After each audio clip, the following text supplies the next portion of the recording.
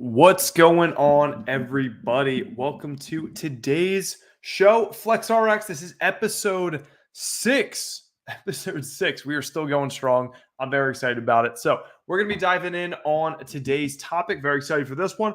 We're going to be talking about the 4 R's of good reps. But before we get there, this week I'm doing the show a little bit early. I am going to an event for the weekend, so super excited for that.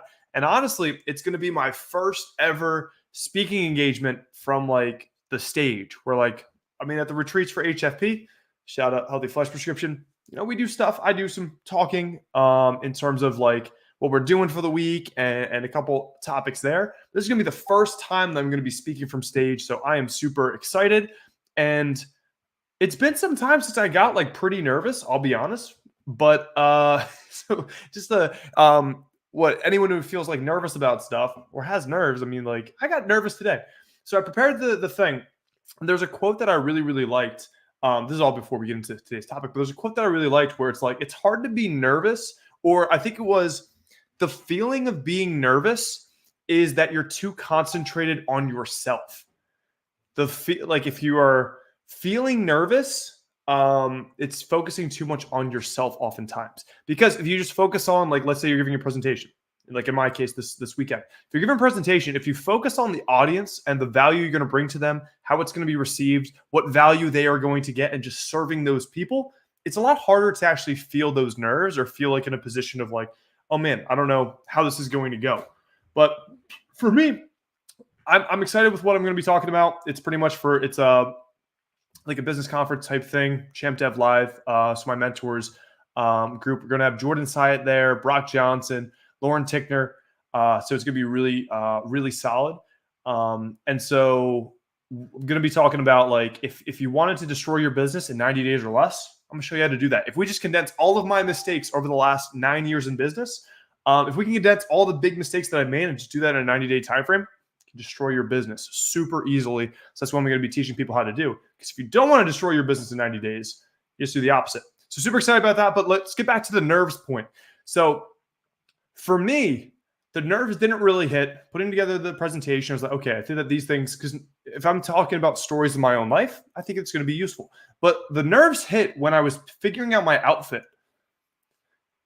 It was just figuring out like, what socks do I wear? And so that was like kind of the place where like I started to struggle. And those nerves was like definitely selfish thoughts. I'm like, man, I don't want to be up there trying to dress kind of nice, because you know how your boy dresses usually. It's like, put my Crocs on, give me a tank top, and I'm good. But if I want to actually look like I know what I'm talking about, like I don't want to be wearing like 2 colors that don't go together with like a belt that doesn't match. And the people are like, look at this guy. So today, thank goodness, I have Nicole, my wife, shout out to her, and she helped me, pick out the wardrobe. But that is just the feeling of nerves. So just want to show everybody that it's cool to feel nervous. The nerves are going to come, especially when you're doing something for the first time. So first time speaking for stage, I'm excited for this weekend, but we'll see how it goes ultimately. But excited to deliver some value.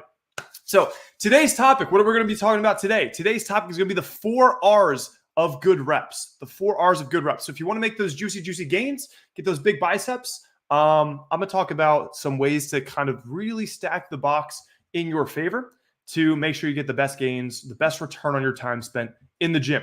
So as far as these, I got the 4 R's for you, and we're going to go descending priority. So priority number 1, when it comes to the 4 R's of those good reps.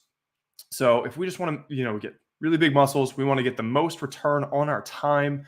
What we're going to start with, the 4 R's of good reps. So the first R is going to be number 1. We're going to go with really hard. So the 4 R's of good reps, the first one is they got to be really hard. What does that mean? So what do we mean by that? So when it comes to really hard reps, this is going to talk about intensity. So the big piece when it comes to really hard reps is, and this is the interesting thing about this first point, is if you do not get any of these other 4 R's, if you don't do anything else, but you have hard reps, you train hard in the gym, you have high intensity, you're training towards failure, you're probably going to grow. You don't even have to know too much. You don't even have to know many nuances. You don't even have to read a scientific study ever in your life. If you train hard consistently in the gym, you're probably going to grow muscles And then probably the science people are going to be like, oh, he trains stupid, but it's like, hey, like, talk to these biceps. And so you're winning the game. So that's kind of like, if I were to put the most important thing, interesting enough, as much as I want to be like in the weeds and stuff and be like, okay, it's XYZ because the sodium phosphate pathways and stuff, like, no, it's train hard. Make sure what you're doing in the gym is difficult. And I got some examples on this too. And one of them is going to be a reference in terms of Pokemon. We're gonna talk about Pokemon real quick. But the most important thing when it comes to intensity and training really hard is going to be, so what is intensity? Intensity means that you were training close to failure. So when it comes to training really hard, it's just like, let's say you can do 30-pound dumbbells for a certain exercise. You can only do 10 reps with those. If you are stopping at 6 reps, you have 4 reps left in the tank. So you can do a set of 10. You're stopping at a set of 6. You're leaving 4 reps in the tank. Is that hard enough to give you growth? You'll get a little bit of growth, but you're going to get more if you're probably, getting that 8th or 9th rep. That's probably where you're going to want to be in the long term of training. And even really grinding out that 10th rep, it's going to be ugly. It's going to slow down, but like those are really going to be where you pick up a good amount of gains from those. And if you imagine this over the long period of time, the saying, if your best isn't enough, make your best better or something. I totally butchered that, but in my head, it sounded good. But when it comes to, if you're always training intensely, because you get better at the thing, if you're always training towards your limits just keep improving. And you're always going to be constantly, pushing yourself and doing more because you know that you're making sure that things are difficult. When your capacity for difficult things increases, and then you still keep pushing to that 95th percentile of what you're capable of, that means as you get better, automatically you're going to be increasing and doing more and doing harder things. So on the flip side, if we don't train with this intensity and we're kind of like, I can do 10 reps with the 30s. I'm gonna stop at 6. It's starting to get hard. Like, that's the point. That's why we're in the gym. It's supposed to be hard. You don't go to the gym to have like a nice walk. You're in the wrong place. You go there to challenge yourself. And when you challenge yourself consistently, you're able to do more for next time. And now the challenge is you can fight bigger dragons. You can go into harder dungeons, and you're going to be able to do more. So back to the whole thing. So train really hard. So you're training with intensity. You're training close to failure. You're doing what you're capable of. You're not cutting yourself short. And so how often do people get this wrong?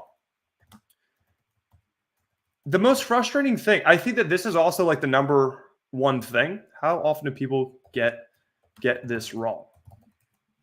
And so I would say the number one thing I see holding people back that have been in the gym, let's say like 10 years ongoing, they're like, man, like, why my genetics must not be that good. I haven't really grown that much, but I train, 2 hours every day. And when you look at them training, you notice that they do 5 reps, they put the weights down, none of the reps got slower, it didn't look that hard, and they start texting. Like, yes, you're showing up to the gym so many times, but I can kind of guess why the gains aren't coming. You're not pushing yourself. You're not pushing yourself to move more weight. When you move more weight and you have muscles that can move more weight, there tend to be bigger muscles. But when you just keep doing the same weight on the bar, a lot of people, it's going to be 135 pounds on the bench, 225 pounds on the bench. You keep just putting that same number on the bench and doing the same amount of reps because it's your routine. A routine is not the same reps and weight. A routine is that you do the same exercises, but within that routine, you're pushing those reps, those weights. That is how you grow a physique. That is how you grow muscles. So I don't want to hear it when people are like, oh, I've been training 15 years, but I haven't got results like you have. And it's like, okay, well, I don't care how long you've been training or like how many times you've been in the gym. Like, what are you doing in the gym?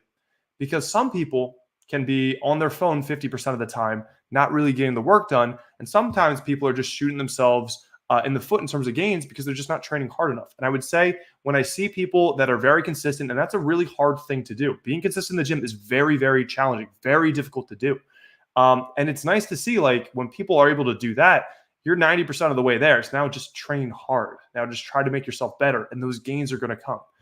Again, it's kind of like chicken or the egg. Like, do the bigger muscles move bigger weight, or does the moving bigger weight make the bigger muscles? Like, I don't know, but like at the end of the day, moving more weight for yourself is going to mean you're going to be having bigger muscles. So make that the thing. And that happens when you train intensely. Hi, Jared. How you doing? Appreciate you saying hello. Your boy's ranting this week for some reason. So we're going back to we're on the first R of the R's of good reps. So we're talking about train really hard. It's going to be train with sufficient training intensity. How often do people get this wrong? And so there's been studies where people will say like, I think it's like stop at 2 reps left in the tank. Stop at 3 reps left in the tank. And this is different situations when you're actually in a legitimate like research study or like a lab study. You have like the researchers cheering you on, egging you on. So you may say like, okay, my 2 reps left in the tank is 8 reps with a 30 pounds. But then when you have 5 people cheering you on, yelling at you, and you're being egged on, like you may squeak out 12 reps, 13 reps, 15 reps. And so it's kind of funny. I think that Dr. Eric Helms was involved in some studies that have kind of shown this, where they were trying to gauge the reps in reserve, and they just undershot what they were capable of by massive amounts. And what that shows us is like, honestly, and I was having this conversation with HFP head coach Brandon. We're talking about this in this last Monday, where just the mentality of training is tough. And what I mean by that is, let's say like your mind's not right. You're in a situation of like, oh, I'm not that strong today. I don't think I can really do too much. You get under the squat bar. You're like, oh man, yeah, this feels heavy. I don't know about this. And then you get like 5 reps done. But if you come in with like a different mentality, your mind's just right on that day. And you're like, all right, I may die today in this squat bar underneath this barbell, but I am going to get 8 reps no matter what. And like, you just go in there with the right mentality and you're just expecting those reps to be difficult, and you're like, okay, you hit 10 reps. This does happen, just like having your mind right. And sometimes it's good to be kind of very stubborn in the gym. Just like, okay, like whatever happens, if this feels light, if it feels heavy, I'm getting X done. And those people that are really stubborn mentally, they tend to get really good gains.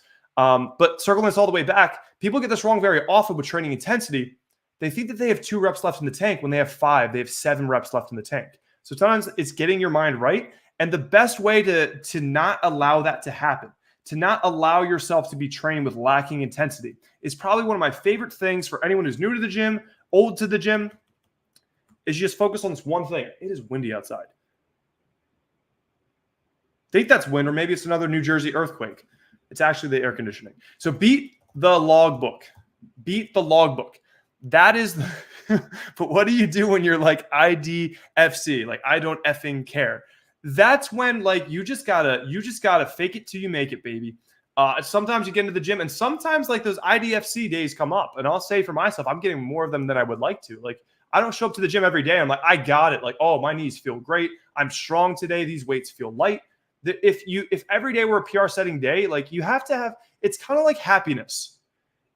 If you're happy every single day, then it's just baseline, and it's kind of not a non-thing. It's not, you wouldn't probably grade yourself as happy. People that are happy people don't really even know. But you need to have the opposite happen. You need to have sad days to appreciate the happy days. Sad isn't a good or a bad thing.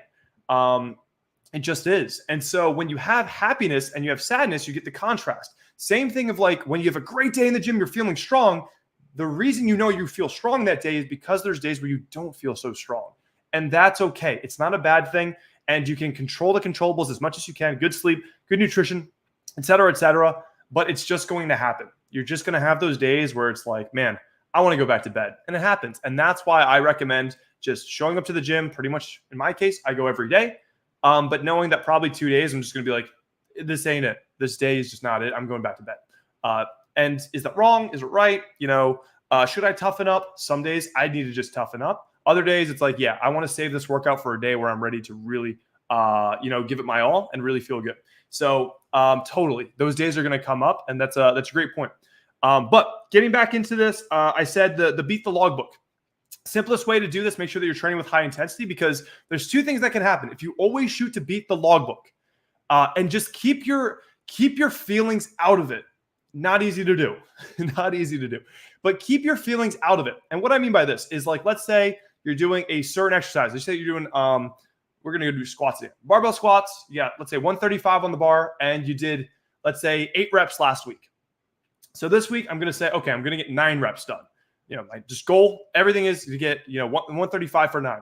I hit 9. Next week, okay, just want to get 10. Just want to beat last time, get 10.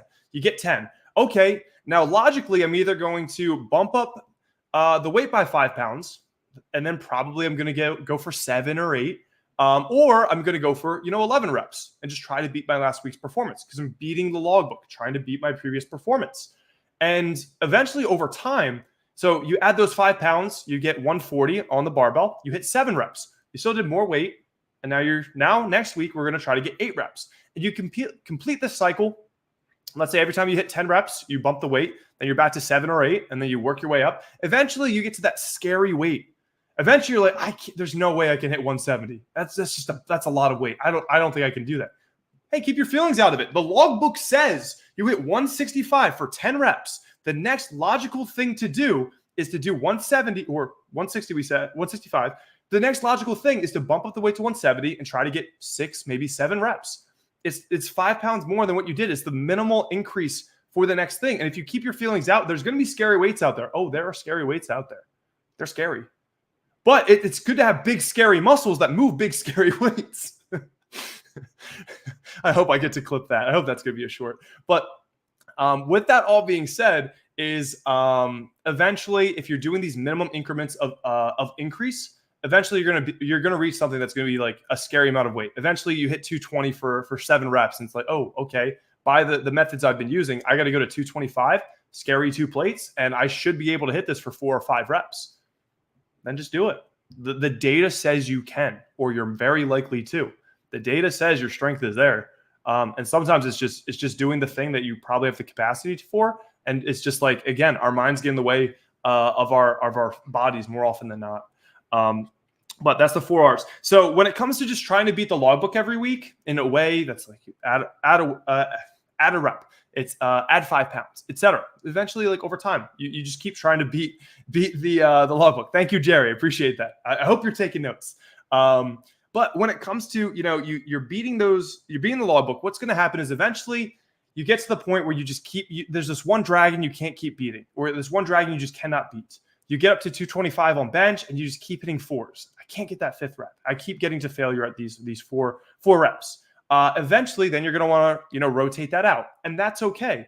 Opposite that can happen, like if you're stuck there for like months on end, like keep trying to beat the logbook. Eventually you're stuck for like, let's say months on end. Probably want to refresh the exercise, swap it out, give something else the runway to train with for a while and progressively overload. Then come back later. And that's cool. On the opposite, it's like if you just keep beating the logbook every week, eventually you're just going to beat that logbook forever and ever, never actually hitting failure. But because your muscles just keep getting stronger, you're going to keep getting bigger. Eventually, you're going to be the biggest human alive. You're going to be the new Phil Heath. You're going to weigh 400 pounds of pure muscle, and you're going to win the Olympia, which I think is like $500,000 of prize money. And then you're just going to rewrite the record books. And one of them is going to happen first. Either you just get bigger forever and forever because you keep beating the logbook, or eventually you just hit this plateau, this kind of place that you just can't beat, and then you just rotate your exercises. Totally cool. And so those are kind of what I think of. I think the best focus in the gym is just try to beat the logbook. Keep it simple. Keep it simple, stupid. So KISS. And that's kind of the game plan. What I used to do back in the gym, I remember this was like a high school thing, and I think I just trained by myself. Was it because your boy didn't have too many friends, or just no one wanted to train with me? I think that the point is the same. But when I was in the gym, I would often do, and I think everyone who's trained for a long period of time says it. Okay, cool. So I want to do this heavier weight, all right, in my head, okay, this person just kidnapped my family. Oh, yeah, they have a firearm. Not good, not good. And he says very specifically, okay, Kevin, you need to hit these 90-pound dumbbells in this gym for 8 reps today, or else, your family's not going to have a good day. And then I just got to think to myself, all right, that's what's happening. That's what's happening. And I really psych myself up to get those 8 reps. And a lot of people would just use this thing to unlock a new gear, a new mentality in our head. Like we'll just make these kinds of scenarios up. And this is something that I used to do. And your boy was hitting PRs from it. Love you, Mom. And so that was kind of the situation where we often have this other level mentally that we're able to hit. And sometimes our mind will just keep us back. So that's something that I know that people will use to really make sure they're training intensely. So the 4 R's of training, back to this. The second R we're getting into, it's going to be repeatable. Repeatable. So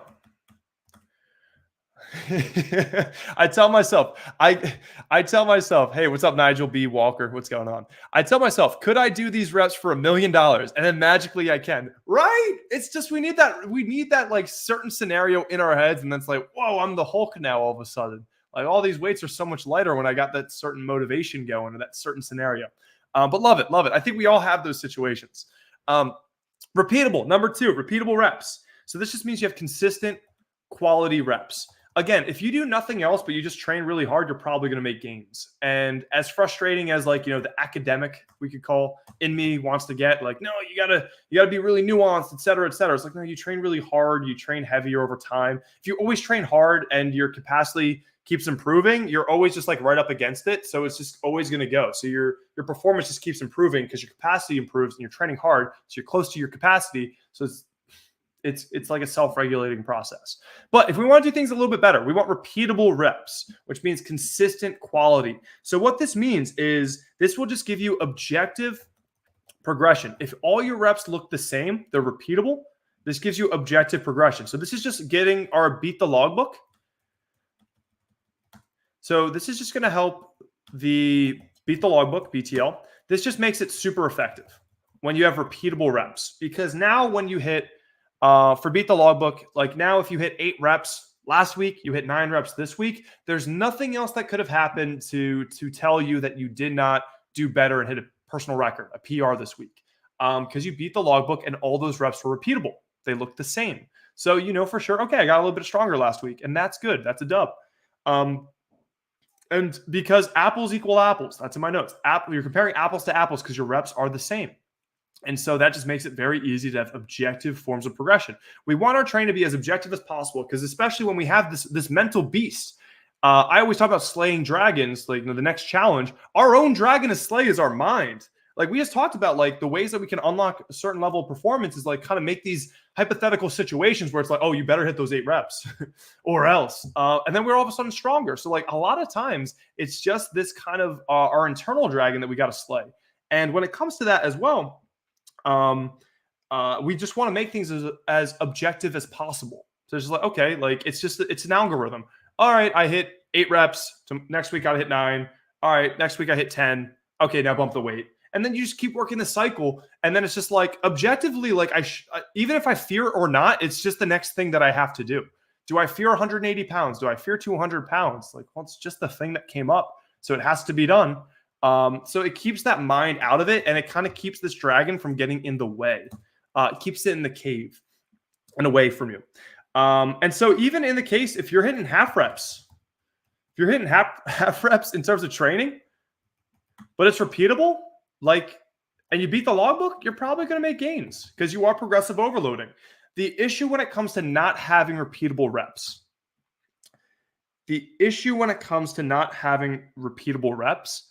the biggest problem is going to be, so if your reps are not repeatable, they're not looking the same. The biggest challenge is it's not objective when you beat the logbook. You don't know if you're progressing because, oh, I hit 10 reps last week, hit 10 reps this week, but maybe I was swinging them a little extra this week. I don't know, maybe. I was kind of like throwing a little body language into those curls this week. And so I don't know if it was kind of, apples to apples comparison. Instead of doing a shoulder press with a barbell, I was doing more of a push press where you're getting your knees into it. And so when you kind of have these gray areas, it's hard to be, again, objective about your rates of performance. Now we get these other variables in it, and it's not objective in terms of like, am I stronger? Am I bigger? It's going to be harder to tell. So that's number 2. We want our reps to be repeatable. Now we're going to get into number 3. This is going to be the 4 R's again of good reps. Number 3 is going to be ROM. So range of motion. Let's put that here. Range of motion. So range of motion. This is really important but I cannot say that it's more important than really hard or repeatable, because if you have very difficult reps that are half reps, not full range of motion, but they look the same and you're moving more weight, if you're just training partials but you're stronger, like you're probably going to get bigger and stronger. If you're doing full range of motion, if you're doing full range of motion, but you're not training hard, and your reps kind of look a little different every time, you're probably not going to make good gains. So these are in a hierarchy. And when it comes to the internet today, I want to make this clear. When it comes to the internet, free seminar, I'm in. What's up, coach? What's going on, Jessriel? Appreciate you being here. But your boy's on something today. But like I am like, when it comes to information on the internet, I don't think there's a lot of like information that's just blatantly incorrect. I think a lot of like people that are putting out educational content on the internet, they have good intentions. There's some scammers out there, but when it comes to fitness and nutrition advice, I feel like almost everybody is saying something that is, for the most part, true.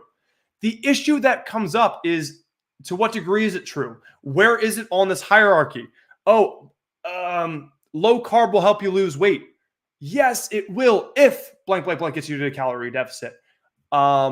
So low carb is going to be a far less in the hierarchy of just being in a calorie deficit. This is way more important than being low carb. Hey, if you eat more protein, you will lose weight.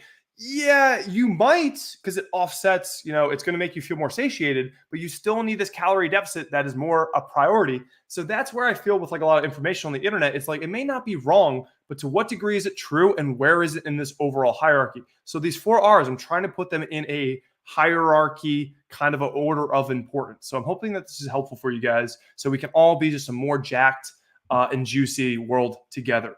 So trying to make sure that we all, get there together. So back to number 3, full range of motion. So Ram, so we want that full range of motion. Why is this good? Why is full range of motion good? So number 1 is stretch position is starting to show that it gives better gains. So when we take our muscles through a full range of motion, we often, like at the bottom of a squat, your quads are very stretched. They're stretched under an amount of weight, under tension. That tends to be very hypertrophic, so very stimulative of gaining muscle. And some people are even just training specifically in the stretch position, just doing partials in that range because it's showing that there's some really good gains to get there. I'm someone who, again, number 1 and number 2 are very important to me. Beating the logbook is very important to me. So I don't really always like partials, because how much of a partial are you doing? How much momentum and bouncing is going to be in it? I just like doing full range of motion reps, because those are easy to count, easy to quantify, because they look, again, the same. Number 2, repeatable. So I'm not putting number 3 over number 2. So the stretch positions, there's a large value to getting into stretch position with a muscle in the reps that you do. And also, the beautiful thing about full range of motion training, so like going through full ranges, you tend to use less weight to get the same return, which is actually joints likey. The joints like that. They like having a little bit less overall, load, less overall weight on top of them. Because as an ex-powerlifter, I mean, my elbow's a little beat up right now, but ex-powerlifter, and I co-founded the team at Rutgers, shout out Rutgers Powerlifting. And we would see a lot more injuries as we got closer to competition time, because you get more specialized in doing the lower rep ranges and you start doing higher weight training. Just you're under heavier load. So like, okay, my lower back's not liking being under 450 pounds rather than doing, let's say, sets of 8 at like 405 pounds. So we start seeing an increase in those injuries. So by just overall doing these full ranges of motion, now we can get a lot more stimulus and use out of less weight, while still hitting hierarchy number 1, which is training hard, training intensely. Our joints may be more likely to be in a good position over the long term of a training career. If you're doing a lot of very heavy half reps, that could be a lot of weight on your joints, and they may not like that over the long term, over a long enough training career. Just my guess, just the things that I've seen. So I personally go with full ranges of motion. And for me, I'd say probably as a bodybuilder, my best area is going to be quads. And that's because early on, I was fortunate. Early on, learned right. I mean, right, that's opinion. Learned right. Squatted deep. So when I first got into, was joining the football team, one of my buddies who taught me to squat, actually a couple of people taught me, they were big on actually hitting depth. They're like, I don't want you to do half reps in the gym and just doing like squatting a lot of weight, but not taking it anywhere. Like, let's do some full ranges. Let's hit depth and let's get strong from there. Like, we don't want to be people just like kind of cutting those corners, so to speak, cutting those corners. And like a lot of guys in the football team would like squat 500 pounds, but then you see it and you're like, was that a squat? Kind of just bend his knees a little bit.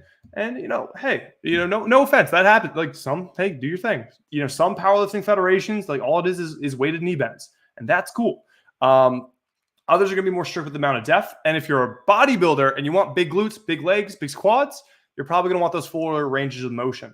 And that's going to be able to get more muscles involved. And that's going to be able to, get you some really good results. So for me, kind of bringing this all full circle, I was very fortunate to have mentors or people that taught me the how to lift, that they valued range of motion. They didn't want to just like throw as much weight on the bar and then kind of hype you up on the football team. Like, oh, I bench X amount, I squat X amount when you're not doing a full rep. That was going to be, something that if you don't get married to that number on the bar, the sooner you can not be married to it, I think that you're going to be in a good spot. But also in the same like hypothetical situation is the sooner you swallow the frog. I think if you've heard the saying, swallow the toad or swallow the frog, it's like do the thing you don't want to do early on. And that is going to be just starting to squat full range of motion because or leg pressing full range of motion, because at some point your ego is going to get a right hook to the face where, okay, I think that I squat 500 pounds, and then you do a powerlifting meet or you show, somebody who's an experienced squatter and you show them and like what was that? And then eventually you're like, what do you mean? Like that's the squat that I was taught in high school. And they're like, no, you didn't go deep enough. And then you realize, okay, if I want to do a by definition squat for like a lot of powerlifting federations, they're like, dang, I prided myself on having a 500-pound squat, but it's actually, let's say 400 pounds. Or maybe it's 365. And so the earlier you can swallow that frog, the sooner you get full range of motion or like a bigger stretch in your quads. I think you're going to get better growth over a training career. So I'd say like the sooner, let me be that mentor for you. Squat deep, squat to death, and you're going to get more gains per squat. And I think also it hurts. It hurts to be doing less weight than we would with a shorter squat. But I think it's going to set you up for more a long-term trajectory of success and happier joints overall, as happy as they can be, especially if you get super strong, because heavyweight's still heavyweight. Now that was number 3. And finally, number 4, the 4 R's of good reps is going to be control. Just wanted to capitalize the R. So control is going to be that final one. 1, 2, 3, 4, 5. Control. And so why is control important? So control your reps. Control your reps. And so this doesn't just mean in the concentric, the pushing of the weight, the kind of lifting of the weight. It's the control on the way down. If you're doing a press, it's controlling it on the way down. Because also a good eccentric, so the lowering of the weight, a good eccentric in control sets you up for a good concentric, so an actual press. So imagine this. You're benching, let's say, dumbbell pressing, and you're just like, you're throwing them up and down. So it's kind of like, even on this plane, like it's kind of like you're not controlling on the way down, but like, there's that sweet spot where you bring that rep down. It's right where you want it to start that press. If you control that concentric, you're going to be able to have those more controllable more often, and you're often going to get better quality reps. Also, by controlling that lowering of the weight, you also are still having your muscles engaged, which is going to even get you a little bit more stimulus per rep. Yes, probably if you're just throwing around the weight, you're going to do a little bit more reps. But if you make a standard, one of the other hierarchies, I think that's number 2, repeatable. If you repeatably control your concentric, I'm not saying like have a 5-second like lowering of the weight. No, it's just like have some kind of slow down to it, half second, a second. It's not just dropping it between your reps. That's going to set you up for safer, more controllable reps, set you up for better concentrics. So I think that's also another eat the frog. Control your reps on the way down. You're going to get more growth, and I think you're going to train safer over the longer period of time. And so also what this is going to allow you to do by controlling that eccentric, it's also going to allow you to sit in the stretch. Sit in the stretch. So as we said a little bit earlier in number 3, a stretch position, a muscle in a stretch position, that's apparently right now we're seeing that's a very stimulative position for hypertrophy, so for muscle growth. So that's that value in if like full range of motion reps, if those are like more hypertrophic, there's more value to them than maybe half ranges. It's probably because you're just able to get that stretch position, and that's probably the majority of the benefit. So when we go to controlling your reps, when you're doing these eccentric like reps, you're able to really control that stretch position and really kind of you sit in it for like a half second. You actually feel it instead of think of a rubber band. And this is done in powerlifting meets too. You can bounce off that stretch. You can bounce off your muscles. There's probably a little bit more likelihood that a muscle tear could happen. You're probably going to be able to move more weight if you're using that stretch reflex. But if you want to just stimulate the muscles, which is the way to have them grow, you're probably going to want to control on the way down and set them up for a contraction rather than having that momentum piece and just having them bounce off. So this allows you to sit in the stretch by having those controlled reps. And then finally, eccentrics, they give you gains. It's a part of like your muscles doing something. And I said good eccentrics set up a good concentric. So I want to put that in there. Good eccentric sets up a good concentric. Took me years to figure out like eccentrics versus concentrics, but eccentrics is just the lowering of the weight. Concentric is the actual contraction. It's the actual moving of the weight. And so it wasn't really a big focus for me for a long period of time. But I guess I've had more focus on it because there's definitely something to, especially with like dumbbell presses, there's something to controlling it on the way down, setting it up where you want on your chest, where you feel strong, you feel safe, and you don't have those misreps. We all know about a misrep where you're like, you bring it down, you're like, oh, we're here now. But like you want to bring it in a position where you're strong. If you control that eccentric, you have more control. You're going to get more quality reps over the long term. So that is the 4 R's of quality reps in the gym. We got number 1, make sure that your reps are really hard. Keep your intensity up there. 2, they're repeatable. You have consistent quality reps. 3, your range of motion. You focus on having a full range of motion. And number 4, you control your reps and you continue to have, again, repeatable, controlled reps. But again, number 1, if anything, the most important thing is make sure that your training intensity is sufficient and you're trying to beat that logbook and getting stronger over time. So that's going to close us up for today's topic. Now let's get some Q&A because that took 30 minutes. All right, let's get some questions going. I hope that was valuable for everybody. This was more of like a fitness-based topic that I wanted to get into for today. Did not think I could talk about reps for 30 minutes, but here we are. Also, this FlexRx is an hour early because I am leaving for Austin. Can you do a 20,000 to 25,000 calorie challenge again and show your body after eating? I did that. I failed it. I got like 19.6 thousand calories done in a 24-hour span. And it was because I miscounted. I think it was like fruit snacks or something. So it was like 19.6. And yeah, it's also like it's not that appealing right now. Cause like, even if you're putting down all those calories, it's not all going to be digested and absorbed, yada, yada. But like, still, you're going to be putting on a couple pounds of body fat where it's just like, is this that necessary? Is this that much fun?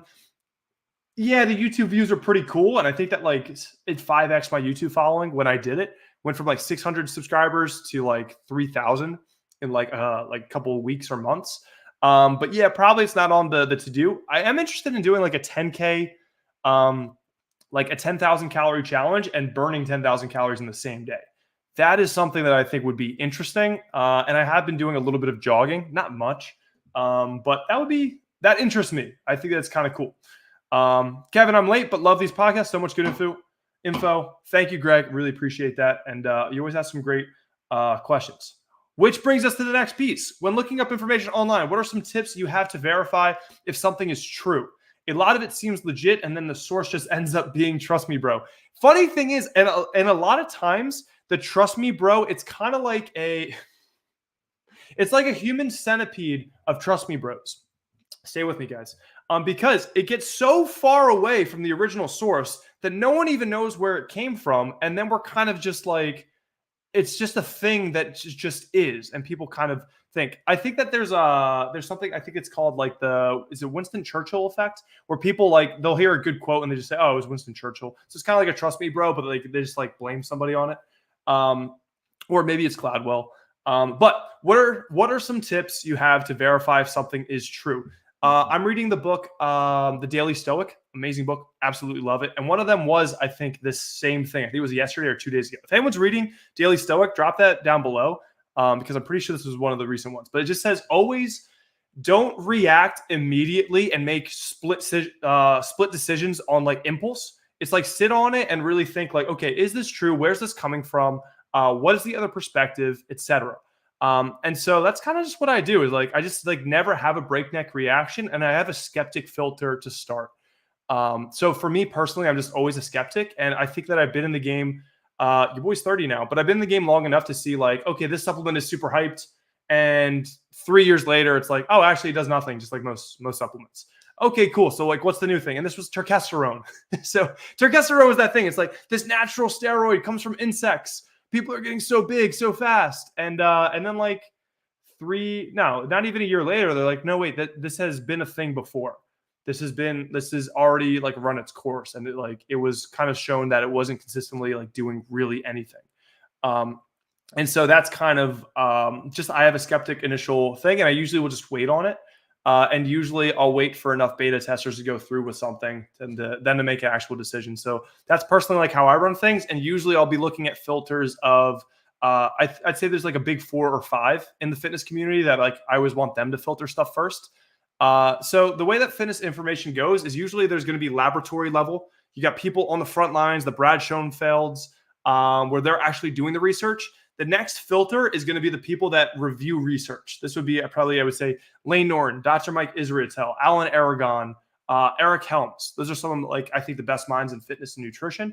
And then they digest it for the practitioners. Like I would say myself is going to be a practitioner. I'm a competitor. I'm a coach, and I want it pre-digested. I'm like, so you think like, you know how birds are in like nests? Like there's kind of like mama bird chews up the worms. So the information, it chews it up for like the little chicks. I'm one of those little chicks is like, please digest this data for me so I don't have to read all of it. And like, let me know what's actually good. And that's kind of how, I take information ultimately.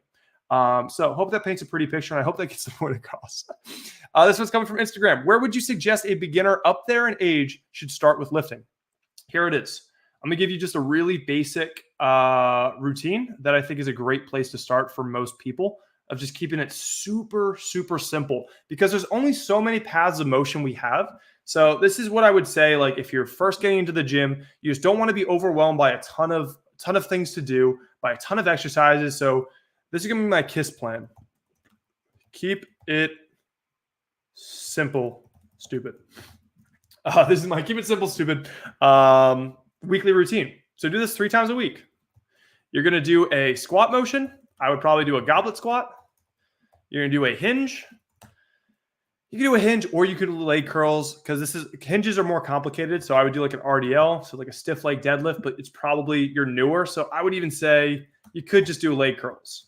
That's going to be for the hamstrings, because hamstrings don't get too much love, but you want to get your RDL. So the hinges usually give your hamstrings and your glutes a little bit of love. Squats often give a lot of quad love. Sometimes your glutes are going to be involved, but do some kind of weighted hinge. I'd recommend an RDL, so Romanian deadlift or stiff leg deadlift. Could do like maybe a hip thrust, and then you're going to do a push. So I do like a dumbbell flat press, and then you do a pull. And I would say like here, keep it simple. I would do like a Pendlay row. That's going to be a barbell. Probably someone going into the gym isn't going to be that strong, so probably do like a seal row. So that's you're going to be on the incline bench, and you're just going to be facing like against it, and then you're going to have some dumbbells, and you can do some rows, work your back. Because what this does is like it keeps it super simple. Do 4 sets of 10 each exercise, and then just beat the logbook. BTL, beat the logbook. So what you're going to do, I would even say 8 to 12 reps, because what you're going to do, go in there, you do a certain amount of weight, you hit 8 reps. Next week, try to hit 9. Week after that, try to hit 10. Week after that, try to hit 11. Eventually, you're going to hit 11s and 12s. Bump the weight up next time. Now you're probably back in around the 8s. Now hit the 9s. And you're just going to like work your way up like that. I would say that this is the simplest place. Do this 3 times a week. It's pretty much hitting your entire body. And then from there, like you can get more fancy once you get more comfortable in the gym. Then you can get these complicated, bodybuilder workout plans, etc., that like have a lot more exercises. But I'd say like this is going to be a good meat and potatoes to get you in the gym. I'd say a goblet squat is also tremendous in learning how to squat as well. Sweet. That was very helpful about the 4 R's. Thank you. No problem, Jonathan. Thank you for watching live. Appreciate you. And also, I appreciate you being on YouTube, because YouTube is so easy to show like the questions. I love Instagram too. I love you guys as well. But it's just easy to show all the other questions. Is there a calorie calculator that you would recommend? I'm trying to figure out my calorie deficit, but always find different calculators that aren't fitting my lifestyle. This is why I hate BMR calculators, for this exact reason. So I'm going to do you one better. This is exactly how you're going to find your maintenance calories. But more important than knowing your maintenance calories, because no one really cares. We want the amount of calories that's going to make sure that you see progress in the goal that you have. I'm going to assume, let's say, it's fat loss. Let's say fat loss is the goal. So fat loss is the goal. I don't care if like you burn 1,700 calories or 702 calories or like 1,453 calories. Like, doesn't really matter to the calorie. We more so want to get the results, right? We want to know, you want to know your maintenance calories for a certain result. Am I right? Like, probably. I'm just assuming here. But if I wanted to know my maintenance calories, I know that I'm going for a certain way. And I'll tell you a story. Back in, it was 2012-ish, 2013. So I got my first coach shortly after this. I just did a competition, probably placed close to last. And so I wanted to do a bulk and I was like, why am I gaining weight at like 2,300 calories or so? And I'm like, what's the deal? And because I was gaining like a pound per week or something. I was like, all right, like what's going on? And then so I did a BMR calculator. It said, oh, your maintenance calories are 2,600 calories. Like you can eat 2,600 calories, you won't gain a pound. I was like, oh, okay, yeah. So like I actually, even though I'm gaining weight at this amount of calories, because this BMR calculator says I actually should be eating more calories and I will not gain weight. Totally, like that's, I'm probably missing something. I gained weight at 2,300 and like 2,600. Of course, like, I wouldn't. And lo and behold, I increased my calories to what the BMR calculator said, and I gained weight faster. Surprise, a shocker, I'm sure. And so let me give you a better idea of how to actually start seeing results and how to find your individualized calorie burns. So what you're going to do is just start logging your morning weigh-ins. So post-urination, before eating, drinking, anything. You're going to put that in MyFitnessPal, put that somewhere. Do this daily. Then also you're going to start logging your calorie intake. Thank you, Vlad. Appreciate that. Start logging your calorie intake. So you're just going to start logging your calories. You're logging what you weigh and do this for like 3 days. And what you're going to see is two things. Two things you'll see. So one, you're going to see your weight is moving slowly in a direction. Probably even after 3 days, you'll see something. The longer you do it, the more clear the direction is going to be to you. And the second thing is you're going to have an average daily calorie intake. You'll average out the days tracking and you'll see what is my average calorie intake. And you also know your average protein intake. And so what you can do from here is like, my weight is slowly increasing at 2,100 calories per day. So we want to get out of a surplus. We want to get into a deficit. So I dropped like 300 calories. Drop 300 calories and then try what's 800 calories per day going to do. Run it out. Play that out. See what happens. I'd probably be a little bit more aggressive even. I would just go like straight to 1,700 or something. Because like at least you want to make a difference. Let's see here. My weight is slowly decreasing. Or no, let's go. My weight is fastly decreasing at, let's say, 1,300 calories per day because I've just been busy. Okay, probably like, I mean, if you can sustain that and you want to get some pretty quick rate of loss and like you're not hungry all the day, fine, keep it rolling. Or you could like, maybe add 100 to 200 calories and then try like 1,500 calories per day and just run that out. See how fast you start losing your weekly. More data is going to happen. Then you get to make better decisions because then you get a weekly rate of loss and you'll have more data into like, then you're more consistent with your average calories. So then when you have those two things, you can start making educated decisions and educated changes to get you moving where you want to go. And this is oversimplified. I'm sure someone's gonna be like, what about protein intake? What about sodium intake? What about water intake? And I'm telling you the big rocks. I'm telling you just the big rocks to get things moving. We can get more fancy. I would say the next step that's going to be worth your time is protein intake. And just do 1 gram per pound of goal weight. And just set and forget that. And you're good. So if you're 200 pounds, you want to get to like, or let's say you're going to be lean, very lean at like 150, just set your protein at 150. And then just go with these. Just run it out. Play that game. You'll be good. If your rate of loss slows, because it will over time, just, again, follow the game plan. All right, I'll drop 100 calories. Or I'll add like 5 miles of running for the week. And then just be consistent with these inputs and these variables, and you're going to see progress over time. But this is going to take us about to 50 minutes. Great question, Jonathan. Really like closing up on that one. But thank you guys for the questions. Thank you guys for your attention. Really appreciate it. These are really fun for me to be able to do like a Q&A type forum. Thank you, Jonathan. Have a good day. But yeah, it's fun for me. So I will be on this again next week, Tuesday. So I will see you guys all hopefully there. I'll have some kind of thing prepped for it, and we'll dive in. So again, thank you guys for hanging out with me for an hour in the middle of a Tuesday. I got a flight to catch. Have a good week. Talk to you guys all sometime soon. Bye.